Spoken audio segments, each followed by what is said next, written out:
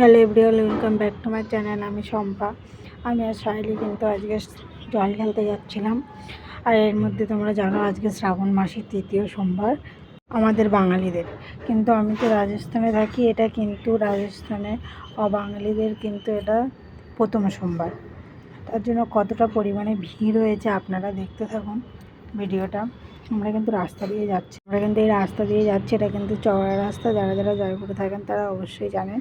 আর এই ফুলের দোকানগুলো কিন্তু মন্দিরের সামনে বসে। এখন যেহেতু শ্রাবণ মাস, তার জন্য প্রচুর ভিড় হচ্ছে বলে এই ফুলের দোকান কিন্তু রাস্তার সাইডে দিয়ে দিয়েছে।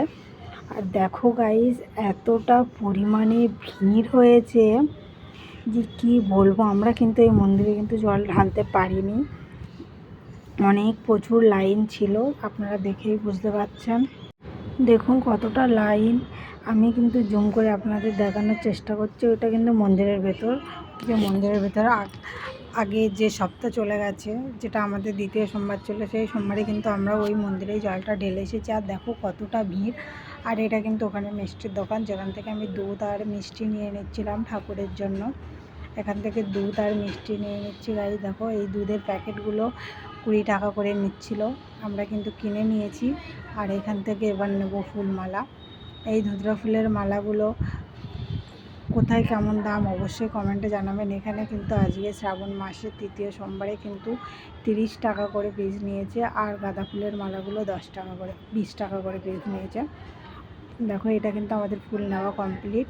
এবার আমরা ফুল নিয়ে আবার সামনে একটা মন্দির আছে, সেই মন্দিরের দিকে রওনা দিচ্ছি।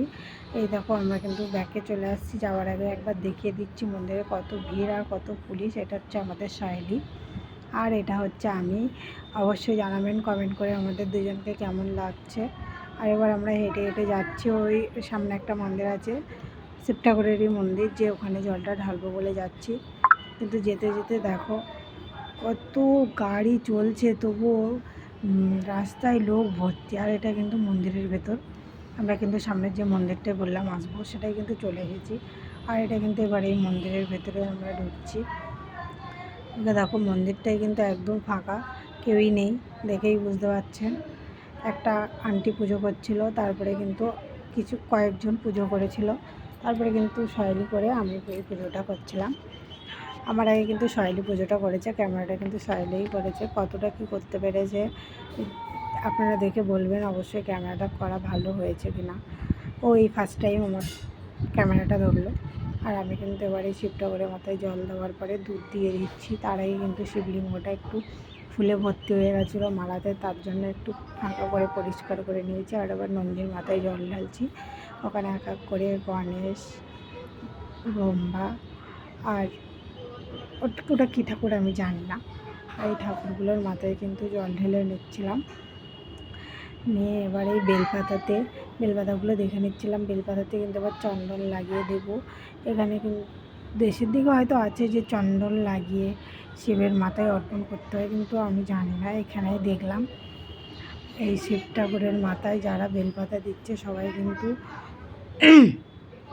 কিন্তু চন্দন লাগিয়েই দিচ্ছিল, তাই আমিও কিন্তু চন্দন লাগিয়েও দিয়েছি। দেখুন, আমি কিন্তু 3টে পাতাতে চন্দন লাগিয়ে কিন্তু শিব ঠাকুরের মাথায় বাসুকি নাগ আর আমি নন্দীর মাথায় কিন্তু ঢেলে পাতাটা দিয়ে দিয়েছি। এবার দিয়েছি ধুতরা ফুলের মালা, যেটা না দিলে শিব ঠাকুরের পুজোটাই অসম্পূর্ণ রয়ে যায় মনে হয় আমার কাছে। আর এটা হচ্ছে ধুতরা ফলটাও কিন্তু কিনে এনেছি, যেহেতু এখানে ধুতরা ফুলটা পাওয়া যাচ্ছে না, বাট আমরা পাইনি। সকালে গেলে হয়তো পাওয়া যেত, আমরা একটু বেলার দিকে গেছিলাম, একটু ভিড় কম থাকবে তার জন্য। এবার কিন্তু প্রসাদটা বের করে কিন্তু ছুবিয়ে রেখে দিচ্ছি। দেখো, কিন্তু আপনারা আবার কমেন্ট করবেন না যে ওখানে প্রসাদটা দিতে হতো, আপনি কেন দিলেন না। ওখানে কিন্তু প্রসাদ দিতে বারণ করেছিল, তার জন্য কিন্তু ছুবিয়ে এই সাইডে প্লেটে রেখে দিয়েছিলাম। এবার প্রদীপটা নিয়ে আরতি করে নিচ্ছি। নিয়ে আরতি করার পরে এবার প্রণাম করব। এবার এই প্রণামটা করে নিচ্ছি। প্রণাম করতে করতে আমি ভোলে বাবার নাম করছিলাম। এবার এই প্রণাম করা কিন্তু হয়ে গেছে, আমার পুজো করা কিন্তু কমপ্লিট। আমার এই ছোট্ট ব্লগটা যদি ভালো লাগে লাইক কমেন্ট শেয়ার